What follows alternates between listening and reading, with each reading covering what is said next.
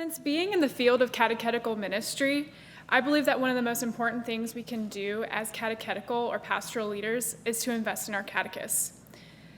Textbooks, curriculums, lesson plans, they all have their place and they're really important, but ultimately the catechist is the one who creates the culture for their catechetical environment. We need to form catechists to have a fuller sense of vocation and awareness of their own vocation, so as to open the eyes of young Catholics to see God's work in their lives. So I know you're probably thinking, Colleen, did you miss the memo? The Synod is kind of about young adults and youth, not children of catechetical age. Well, I have an answer for that. So if we think about the name of this conference, Cultures of Formation, we're not talking about a program of formation. And so it's very important that any kind of change that we do is holistic and across the life cycle. So today I'm just going to be giving you a structure of catechist formation that hopefully you can take back to your parish and use to hopefully encourage that culture of vocation for young Catholics.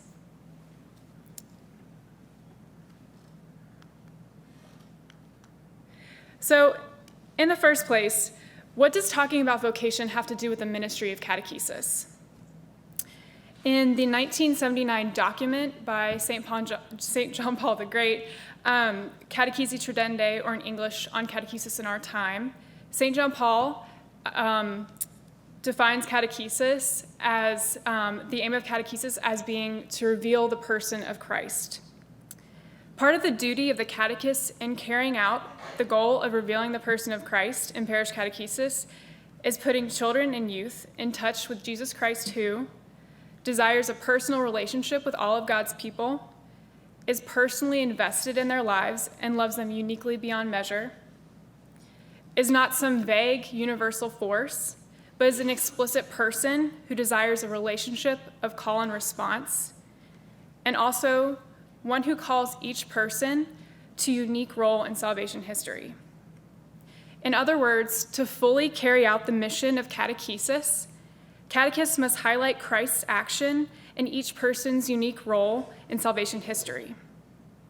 This role in salvation history is the church's sense of vocation, the idea that God calls each of us continuously in many different ways over our entire lifetime.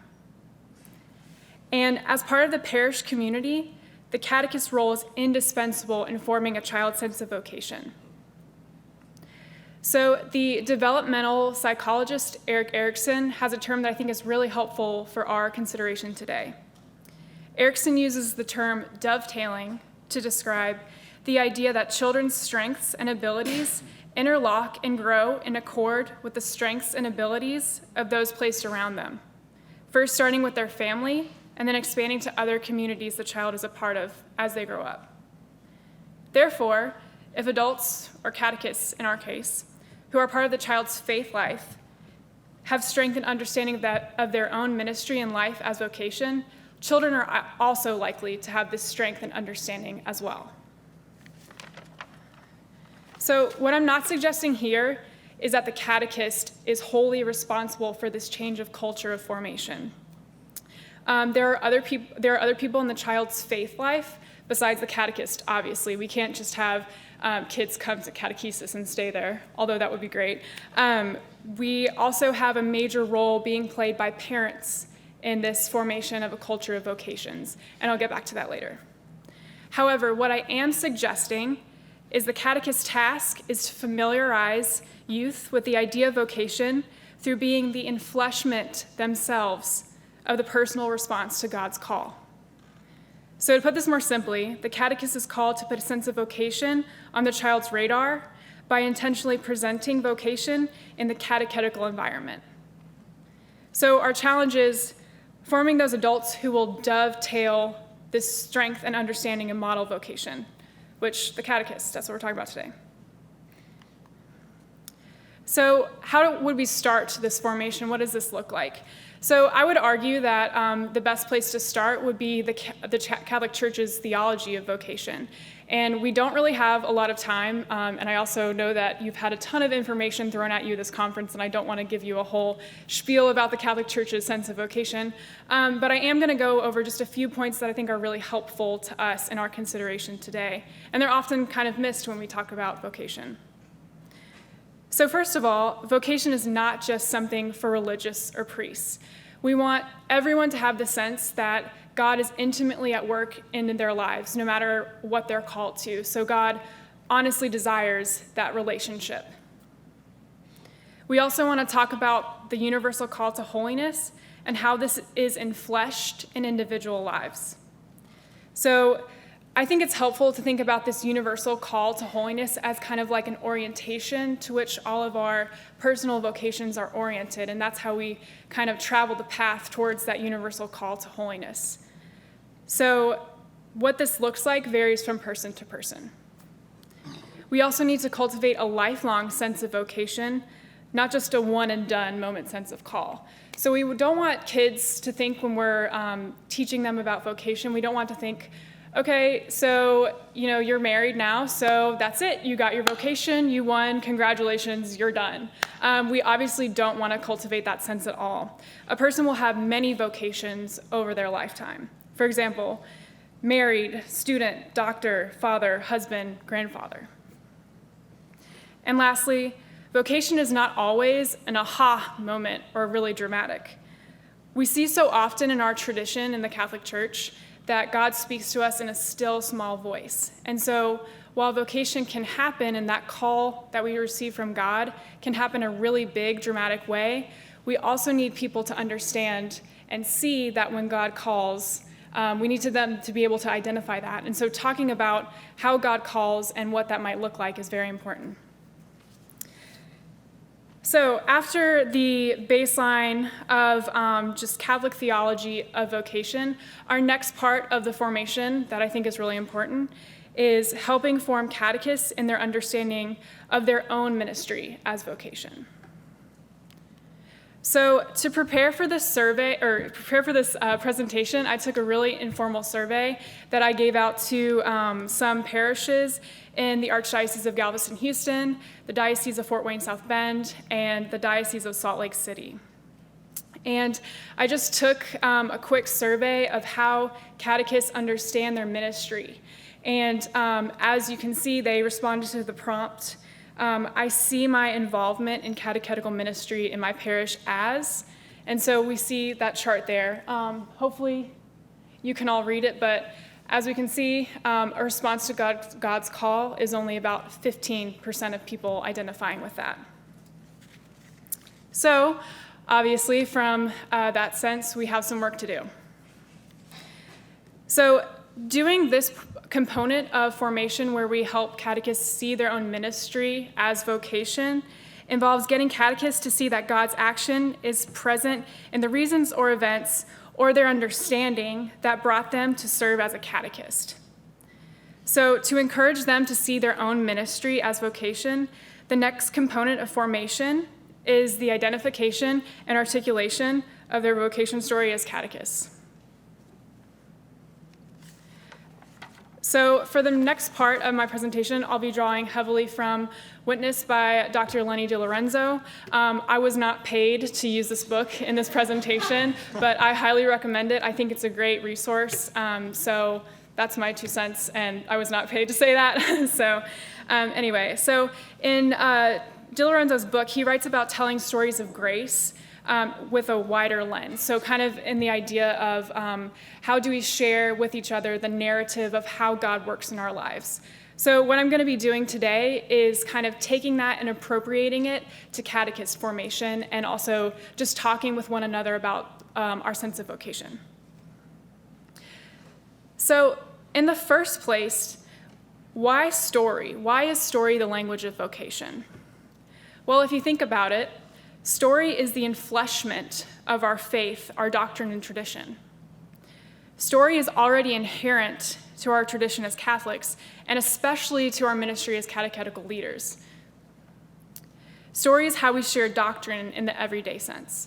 So just to give you an example, if you think about if a child comes up to you and you're a pastoral or catechetical leader, and they say, hey, why do you pray to the saints all the time? What's up with that? We would hope that you're not going to give them a long catechetical homily about the doctrine of the communion of saints, the church triumphant, the church militant, the church suffering, right? Maybe if they're a second grader, that's not maybe appropriate right then in that moment, maybe later on. So you might tell them a little anecdote.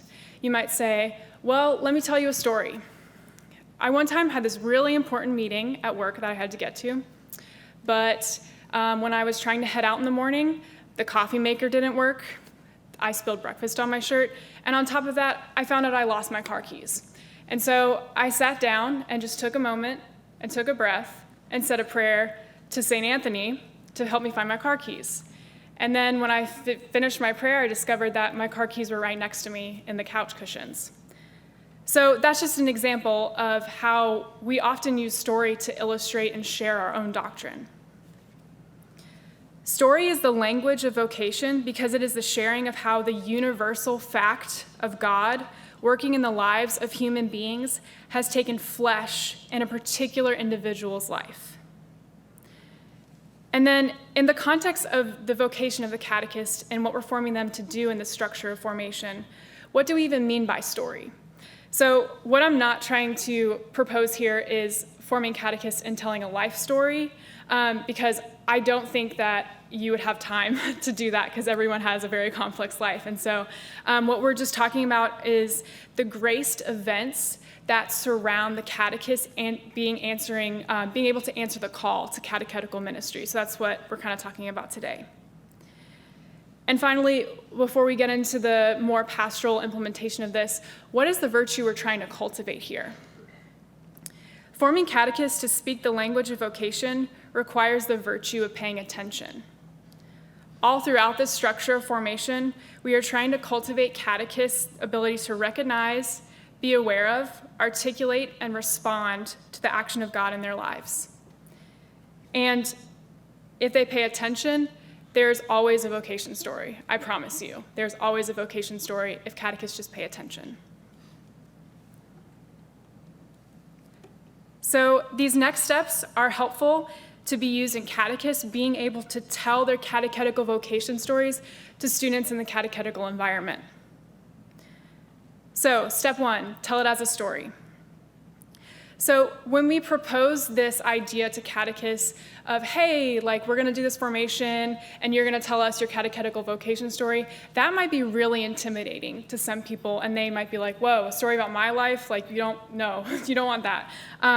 So what we're trying to form them to do here is we want them to not only think about the specific event of answering the call to catechetical ministry, but the surrounding story that got them there.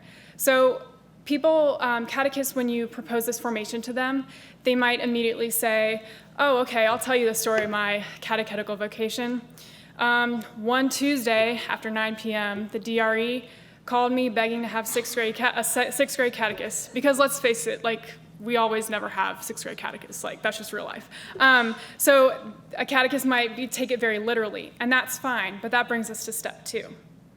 Begin with what happened. So we want those really dry events of what the facts of what actually happened to get the catechist to show up to the first day of faith formation, but we want to keep digging and to find the story. You as the pastoral leader are going to help them dig. And it's not your job to dig for them, but often what you can do that's best is give them the tools to dig. And that's often by asking them a question and giving them the right question. So I would recommend just the question, how did you get here to be a catechist? And then they can fill out with the more dry, factual information of how they got there to the first day of faith formation. But you can help them dig further.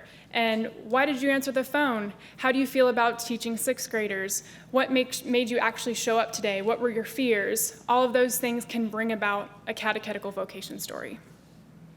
Step 3, express it in a style. So whenever we give a story to someone else, we're giving a gift. And if you think about when we give a gift to someone, we want to think about how the other person will receive that gift. And so we don't give people things for Christmas that they'll hate or they're not going to be able to understand or do anything with. We really want to take the other person into account. So when we tell our catechetical vocation stories and we're crafting them, we need to keep in mind our audience. And so think about the level of comprehension, think about the level of appropriateness of what you want to share, think about the environment in which it's going to be shared, think about all these things. And God speaks or acts uniquely in all of our lives, so speak to that uniqueness.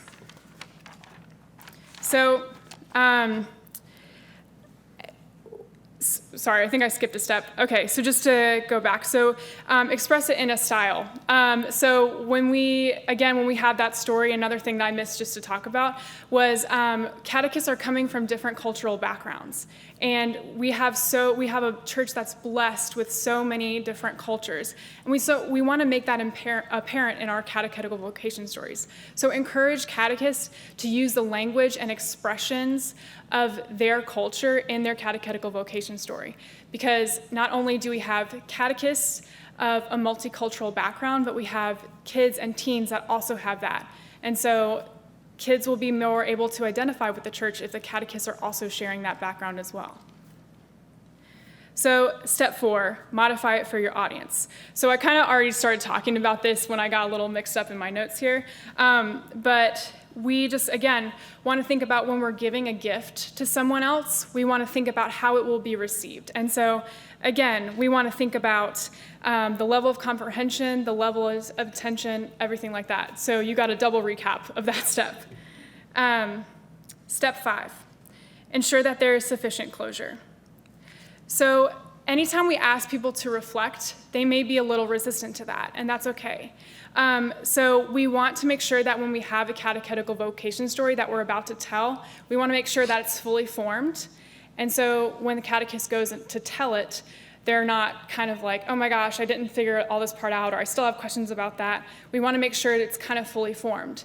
And so if you do this formation and a catechist still needs extra time, give them that. We want to challenge people, but we don't want to force them. Step 6, embrace natural emotions. So anytime we reflect, again, things might be brought up, emotions, questions, anything like that. And so we want to encourage catechists to include that in their story, and we want to encourage catechists to be authentic with that. So I think we've heard a number of speakers over the past couple of days talk about the importance of authenticity, because I'm sure anyone who's worked in this room knows that kids, especially middle school and teenagers, are really able to sniff out inauthenticity. And so it's very important that when we share a story about ourselves and we want to make an impact with that story, we really want to make sure that we're being authentic as well. And then 7, pray and practice. So all throughout this process, we want to be praying and practicing. Like I said before, this story is a gift that we want our receiver to be able to receive well. And so we want to be authentic when we share our story. And part of being authentic is not being nervous or unfamiliar with our story. And so we want to practice. And then we also want to pray so we can see the work of God in our lives and allow that to be revealed to us as we craft this story. So I just kind of gave you a little structure of things. So like, how would we actually implement this? So first of all, I think this is a great thing to be used in a catechist formation day at the beginning of the catechetical year. I think it's just a really good way to set the tone for what you're going to be doing with your catechists and really get them to buy into the culture that you're hoping to create in your catechetical environments. I also think this would be another good thing to use this would be as a day of reflection in the middle of the catechetical year to kind of help refocus catechists and kind of fire up that zeal that sometimes goes away right after Christmas and get them kind of back into the game. And then to more concretely do this formation of the catechist actually telling the vocation story to the children in the catechetical environment, I would recommend doing a vocation day in your curriculum. So have a day that you carve out in your pastoral planning at the beginning of the year, where catechists will tell their vocation stories to the children. And not only the catechists telling their vocation stories to the children, but also invite a priest, invite a religious sister, invite a single person, but also invite a firefighter, a doctor, just so we can show children the width and the breadth of how God calls each of us to be holy. And then lastly, another important thing with implementing this pastorally would be parent formation. Again, so many things we've talked about in this conference. We need that to be able to stick. It's great if we could do it in our church, and it's great if we do it in our programming, but if it doesn't also get talked about and brought up in the home, then it only will go so far. So we need to get parents on board as well. And you might know what that looks like for your parish, whether that's a parent session, a newsletter, an email, anything like that. That's really important. But hopefully something I would think that would be helpful to also bring this to the children's culture at home would have the parents tell their own vocation stories. So how do they meet each other, but also how do they choose their job? Where do they go to college? Basically share the moments that God has worked in their lives. So kind of to sum up where we've gone today. In the parish community, the catechist is indispensable in forming a child's sense of vocation. We must form our catechists to have strength of their understanding of their own ministry as vocation, so their students will also have this capacity and understanding. This formation firstly looks like an overview of Catholic theology of vocation, and encouragement for catechists to see their own ministry as vocation. And to articulate this formation, we need to train catechists to be able to speak the language of vocation through telling their own catechetical vocation stories. So, as we've heard throughout this whole conference, we're at a challenging moment in the church, but it's also a kairos moment. We have a great moment of opportunity here. So let's revitalize all of our ministries across the church, across the life cycle, so we can actually make this culture of formation and vocation happen. Thank you.